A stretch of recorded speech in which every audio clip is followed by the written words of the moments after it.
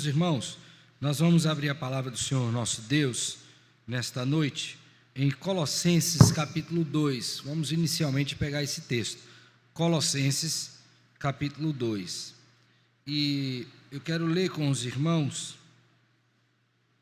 esta porção, Colossenses 2. Nós vamos ler os versos de 12 até 15. Perdão, 13 a 15. Colossenses 2, 13 a 15. E também leremos Filipenses 3, de 7 a 11. Então, duas porções, tá? Colossenses 2, 13 a 15.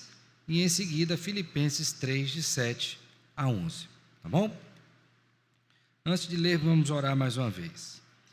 Te bendizemos, ó Deus, porque agora podemos estudar a Tua palavra e aprender mais uma doutrina.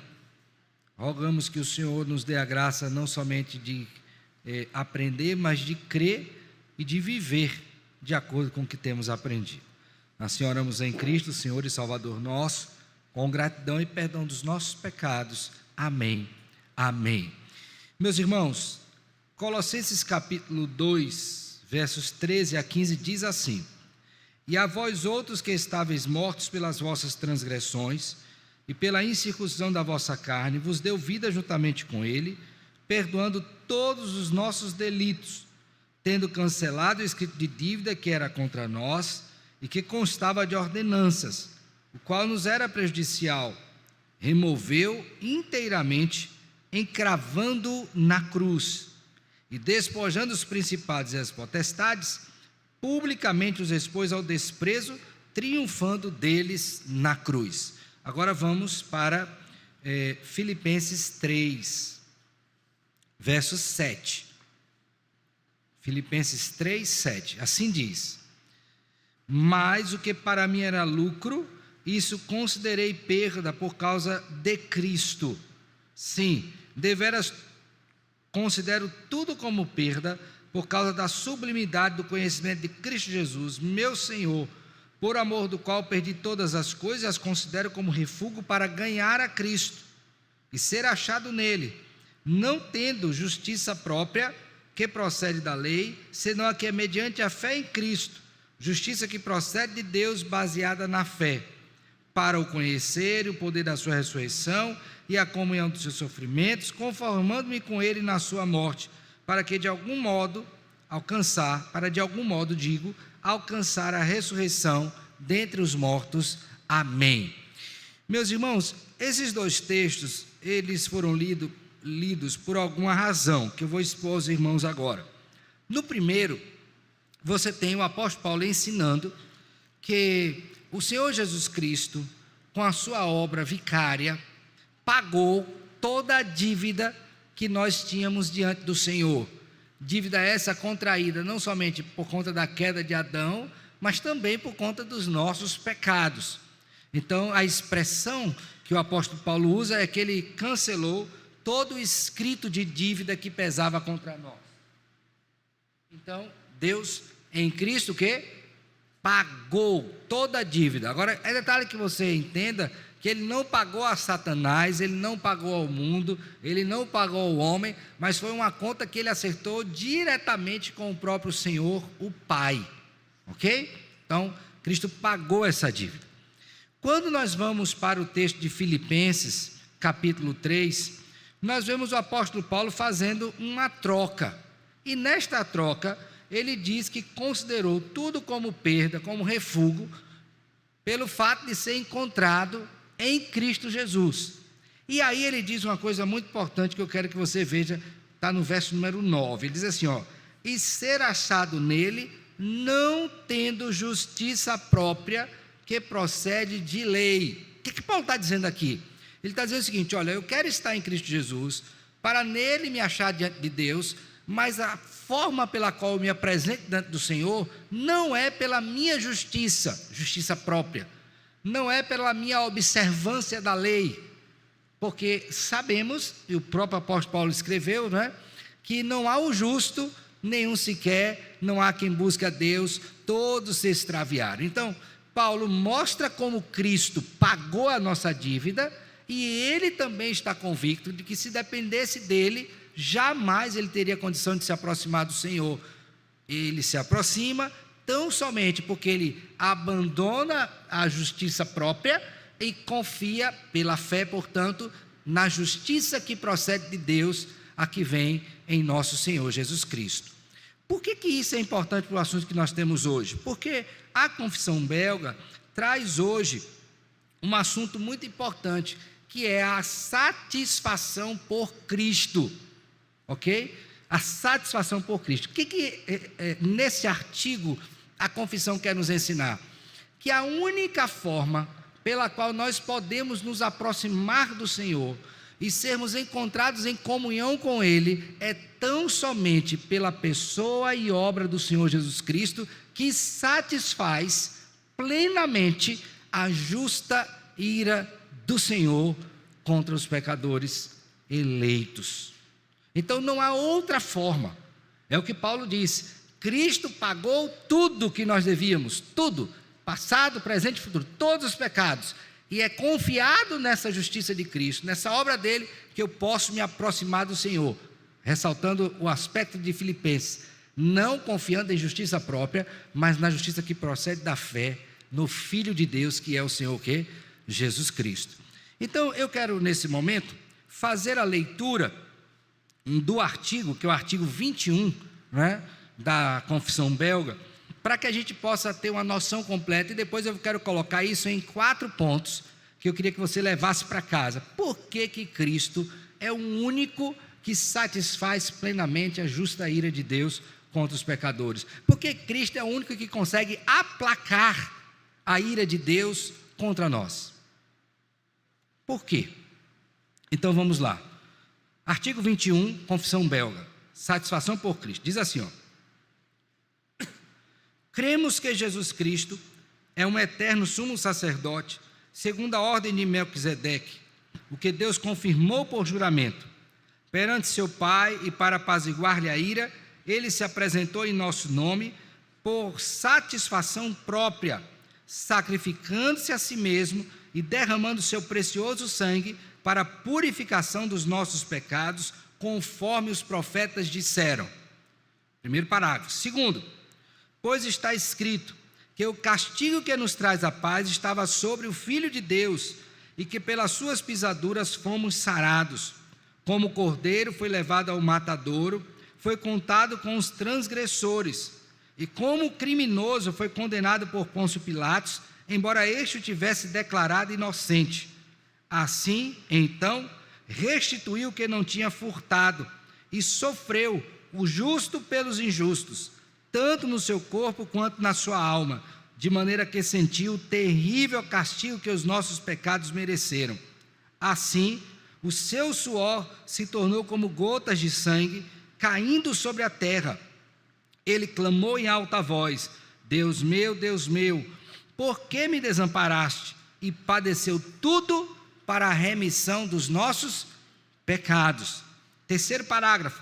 Por isso, dizemos com razão, junto com Paulo, que não sabemos outra coisa senão Jesus Cristo e este crucificado. Consideramos tudo como perda por causa da sublimidade do conhecimento de Cristo Jesus, nosso Senhor. Encontramos toda a consolação em seus ferimentos e não precisamos buscar ou inventar qualquer outro meio para nos reconciliarmos com Deus, porque com uma única oferta aperfeiçoou para sempre quantos estão sendo santificados. Por isso, o anjo de Deus o chamou Jesus, que quer dizer Salvador, porque ia salvar o seu povo dos pecados deles. Diante desse texto, eu quero trazer para os irmãos 4 premissas que provam, à luz da confissão, que Jesus Cristo satisfaz plenamente a justiça de Deus. Primeiro, porque Cristo é o Messias prometido. Gravaram aí? Por quê? Porque Cristo é o Messias o quê? Prometido. Na Bíblia, você pode lê-la de Gênesis a Apocalipse, que você não vai ver uma única promessa do Senhor que não esteja posta no que toca a salvação em Jesus Cristo. Sempre é Cristo. Por isso que a nossa confissão aqui que lemos diz que Deus fez isso por juramento. Então todos os profetas anunciaram sempre que o Messias era Jesus Cristo. Ele não disse que Paulo, apóstolo, era Messias. Ele não falou que Pedro era Messias. Ele não falou que Lucas era Messias. Ele não falou que Marcos, evangelista, era Messias. Que João era o Messias. Ele não falou de ninguém. Ele só falou que Jesus Cristo, seu filho, era o Messias. Ninguém mais. Tanto é que quando o Senhor Jesus Cristo veio e habitou encarnado entre nós, o profeta João Batista, primo do Senhor Jesus Cristo, filho de Isabel, foi e mandou os seus discípulos perguntarem a Jesus: o quê? És tu mesmo aquele que estávamos esperando? És tu mesmo? E a resposta que Cristo dá é exatamente citando o profeta Isaías, dizendo: olha, veja lá que as promessas que foram ditas pelo profeta Isaías estão cumpridas em mim. Então a primeira coisa que você tem que entender é que Cristo satisfaz plenamente, porque Ele é o único Messias, o quê?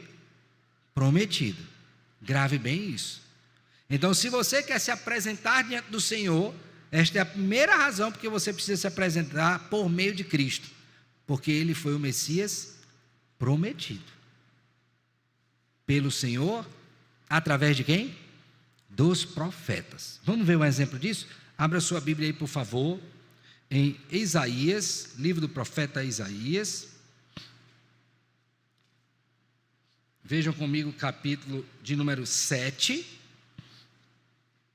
Isaías capítulo 7. Abriram?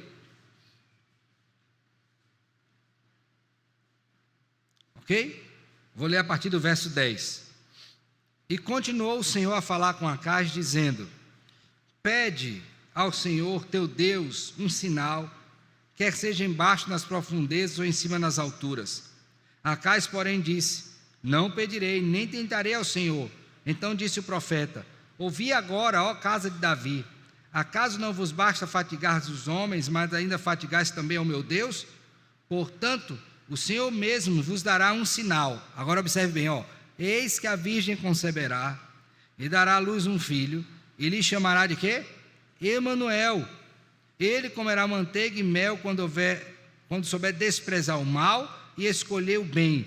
Na verdade, antes que este menino saiba desprezar o mal e escolher o bem, será desamparada a terra entre cujos dois reis tu tremes de quê?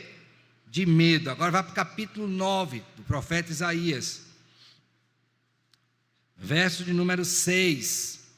Mais uma promessa através do profeta Isaías com relação ao Messias. Porque um menino nos nasceu, um filho se nos deu, o governo está sobre os seus ombros, e o seu nome será Maravilhoso Conselheiro, Deus Forte, Pai da Eternidade, Príncipe do quê? Quem é este? Cristo. Então, por que nós só temos plena satisfação diante de Deus? Porque Jesus é o Messias prometido. Primeira razão. Segunda razão, por favor. Segunda razão se encontra no fato de que ele não somente é o Messias prometido, mas ele se ofereceu em nosso lugar. Ele não somente é o Messias prometido, mas ele se ofereceu o quê? Em nosso lugar. A confissão diz assim: perante seu Pai para apaziguar-lhe a ira, ele se apresentou em nosso nome por satisfação própria, sacrificando-se a si mesmo e derramando seu precioso sangue para a purificação dos nossos pecados, conforme os profetas o quê? Predisseram. Abra sua Bíblia aí em Lucas capítulo 24. Evangelho segundo escreveu Lucas, capítulo 24. Vamos ver o testemunho de Lucas com relação a esse oferecimento do Senhor Jesus Cristo em nosso lugar. Lucas 24, versos de número 25 a 27. Abriram? Leiam juntos aí, por favor, Lucas 24, de 25 a 27. O que é dito? Vamos lá?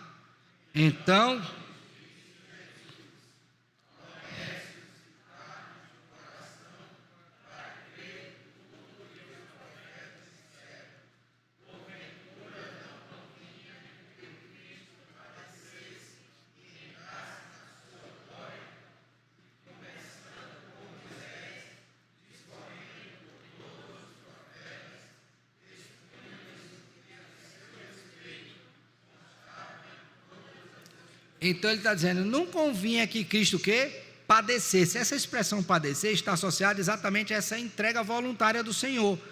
Então, por que Cristo é o único que satisfaz? Porque Ele foi o único que se entregou ao Senhor e que foi aceito pelo próprio Deus, entregando-se em nosso lugar.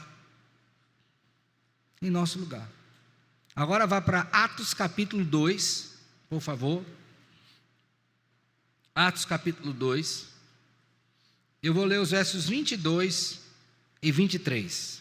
Atos 2, 22. Lembre que quem escreveu Atos também foi quem?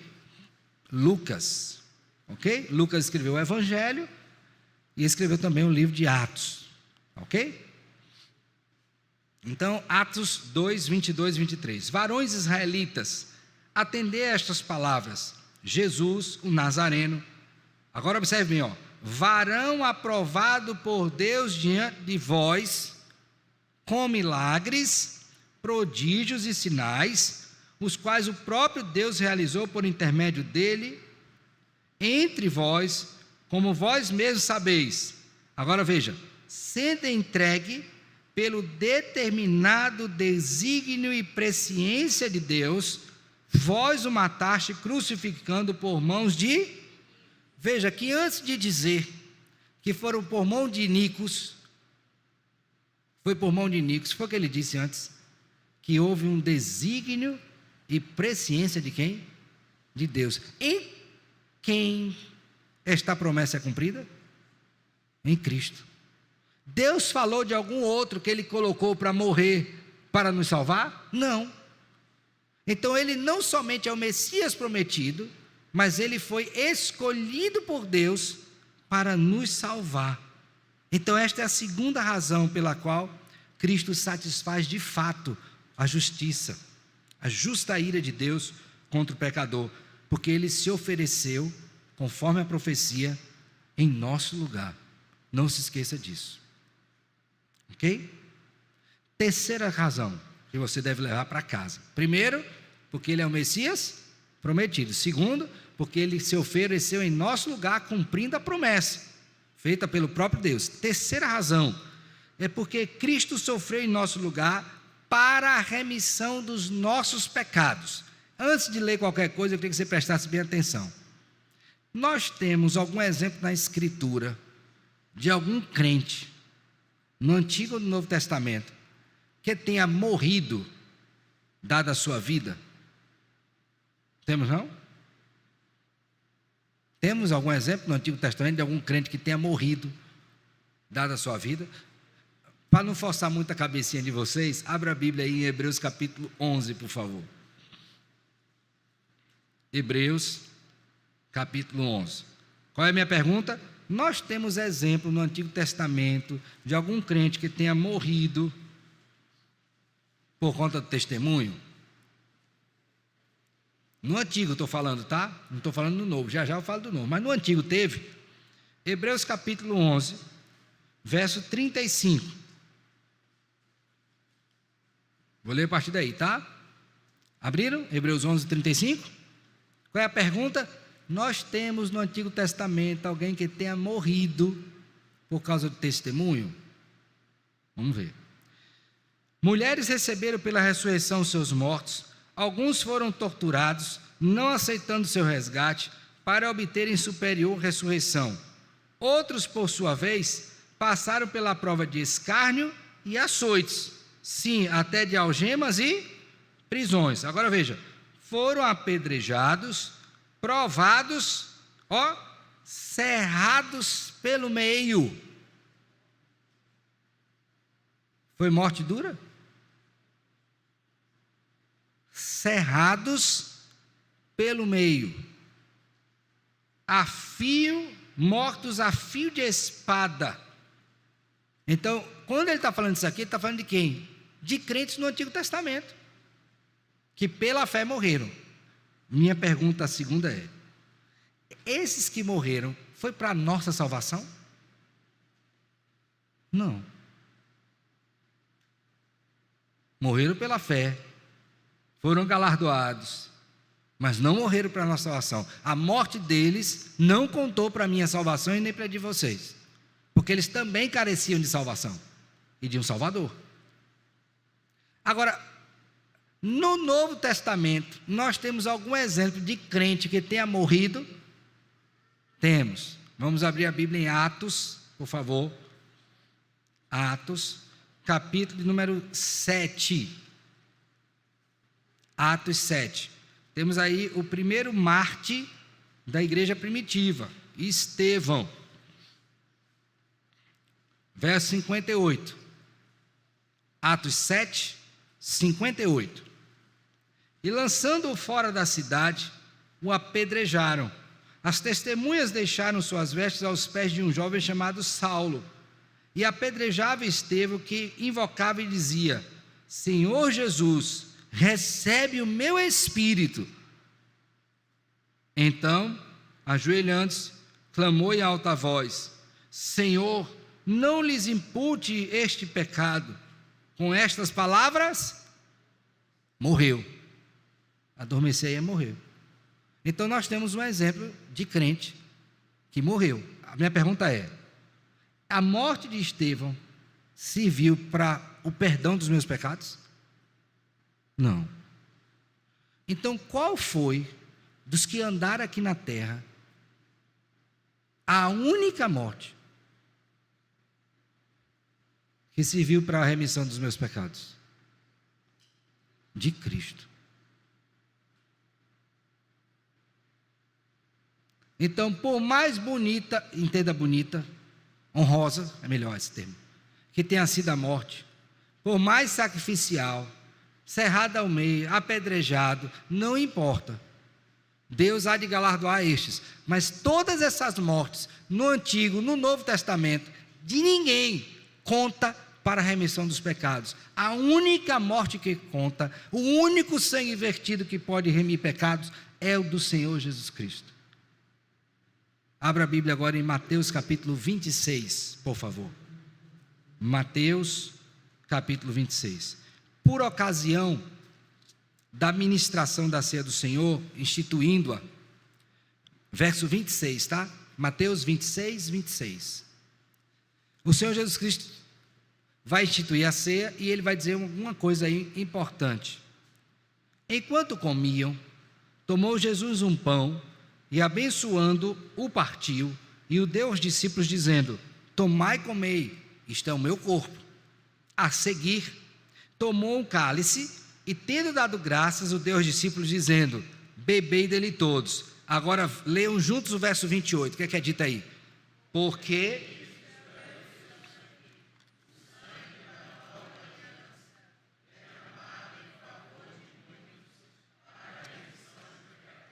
qual sangue na Escritura foi derramado para a remissão de pecados? O de Cristo. Então, qual é a única morte que satisfaz a ira de Deus, justa, e tem poder para nos remir os pecados, perdoar os pecados? A de Cristo. Pode colocar qualquer um, em qualquer tempo, qualquer que tenha sido a forma pela qual morreu, não importa. A única morte que satisfaz é a de Cristo. Então nós já temos aqui 3 razões. Primeira, porque Ele é o único que foi prometido pelo Pai. Segundo, porque Ele foi o único que nos substituiu, tomou o nosso lugar. Terceiro, porque Ele é o único cuja morte conta em nosso favor. Não tem outro. Está claro? Gravou?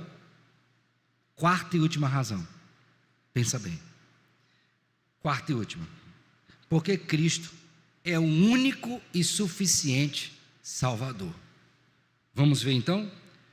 No último parágrafo, penúltimo parágrafo, diz assim: por isso, dizemos com razão, junto com Paulo, que não sabemos outra coisa senão Jesus Cristo e esse crucificado. Como Paulo também dizemos, consideramos tudo como perda por causa da sublimidade do conhecimento de Cristo, e encontramos toda a consolação em seus sofrimentos, porque Ele é o único e suficiente Salvador. Por favor, abra sua Bíblia em Mateus, capítulo 1. Mateus, capítulo 1.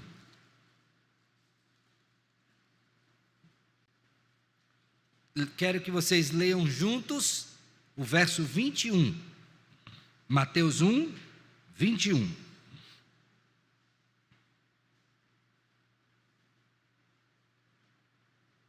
Abriram? O que é dito aí? Ela...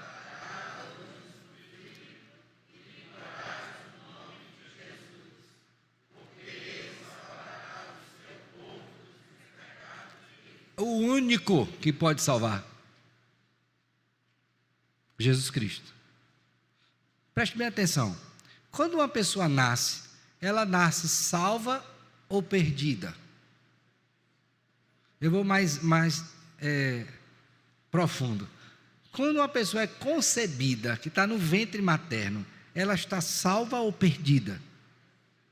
Veja, eu não estou perguntando se ela é uma eleita, eu estou perguntando naquela condição, ela é salva ou é perdida? Perdida. Então, todas as vezes que uma pessoa vem ao mundo, passando pela concepção, período ali de gestação, quando ela vem à luz, ela já vem como? Salva ou perdida? Perdida. Então, qual é a maior necessidade da vida dessa pessoa? Ser salva. Porque ela está justamente exposta à ira de Deus. E quem é o único no qual ela pode e deve se apoiar para salvar? Quem é o único? Mas pastor, e se eu me apoiar em papai? Papai não resolve. E se eu me apoiar em mamãe? Mamãe não resolve. Olha pastor, mas assim, na minha família tem a tradição da gente confiar naqueles que são os mediadores, os santos.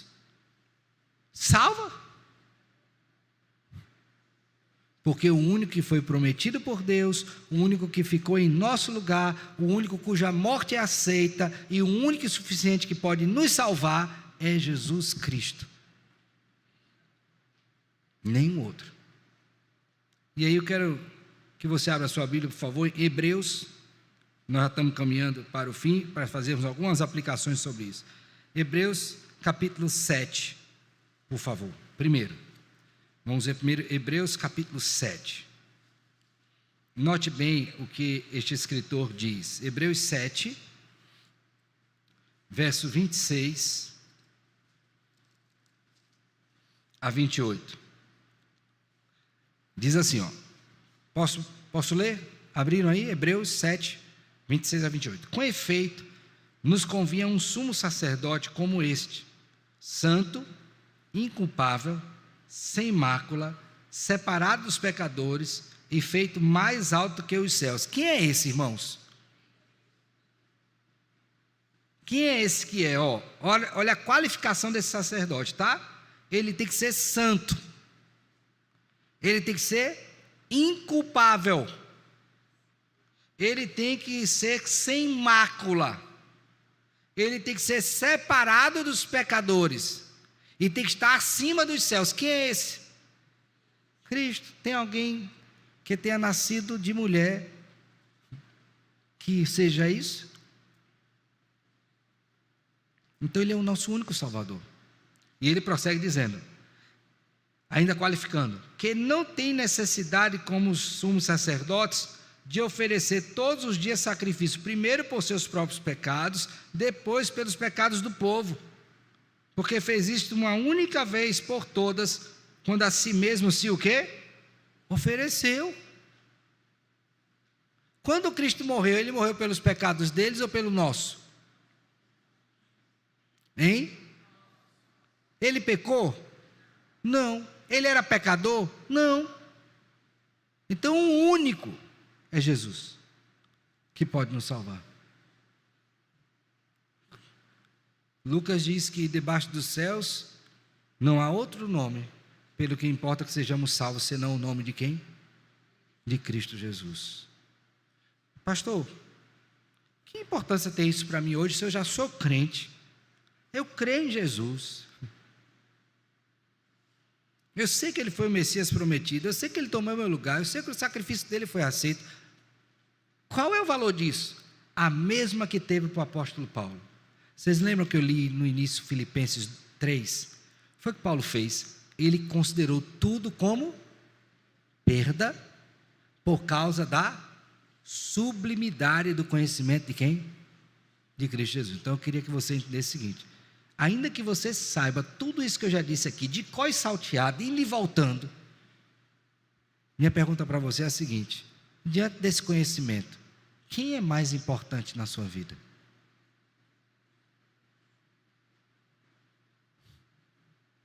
O problema não é conhecer, irmãos. Embora isso seja importantíssimo, porque a nossa fé é esteada no conhecimento da verdade. O problema é o que é que vamos fazer com esse conhecimento. Paulo fez a opção dele, qual foi? Ele considerou tudo como perda por causa da sublimidade do conhecimento de Cristo. E nós que temos essa verdade tão clara diante dos nossos olhos, e nós que ouvimos todos os dias estas coisas, como é que tem sido a nossa atitude? De considerar tudo como refúgio? De não confiar em nossas obras, mas na obra do Senhor tão somente? Ou a gente de algum modo se aproxima e diz: ah, Senhor, o Senhor sabe como eu tenho sido tão bonzinho. Que bonzinho! Por mais bonzinho que nós sejamos, irmãos, nunca teremos qualquer benefício da parte de Deus, senão pela mediação de Jesus. Não se engane. Por isso, ainda que você saiba isso de cor, e deve saber, mas a implicação disso é: quanto mais essa verdade entra no meu coração, mais eu amo a Jesus, mais eu quero Jesus, mais eu busco servir a Jesus, porque nele e somente nele eu posso ser aceito pelo Senhor. Paulo considerou tudo como perda, por causa da sublimidade do conhecimento de Cristo e de ser achado nele. E nós? O que é mais importante? Pense nisso. Segunda coisa que eu queria que você soubesse, que você que já é crente, tá? Que é sabichão, tá? Já sabe de tudo. Você sabe, não sabe? Mas quantas pessoas aí fora sabem disso? Você sabe. Amém. Graças a Deus. Mas quantos aí fora sabem disso? Quantos passam por mim e por você todos os dias que não sabem disso e que continuam confiando em falsos deuses? Quantos que estão aí fora repousando a sua confiança, a sua fé em quem não pode nos mediar diante do Senhor? Quantos? Isso não lhe incomoda? Isso não faz desejar falar com eles? Isso não faz desejar falar a eles sobre estas verdades? Você vai cruzando aí com um e com outro, atravessando na rua, né, me refiro, e está tudo bem, está tudo certo. Seu filho, sua filha, seu esposo, sua esposa, seu pai, sua mãe, seu irmão, seu primo, seu vizinho, quantos você passa, seu colega de trabalho, quantos que estão enganados, achando que podem ter salvação fora de Jesus? Quantos? Então esse conhecimento deve modelar a sua vida, não somente no sentido de você descansar em Deus, mas de fazer você levar esta verdade para que outros descansem em Deus. E eu quero finalizar falando daqueles que não têm a Cristo.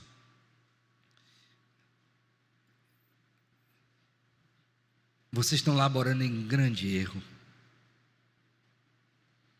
porque se desejam se aproximar de Deus, e até serem salvos sem Cristo, você vai correr em vão.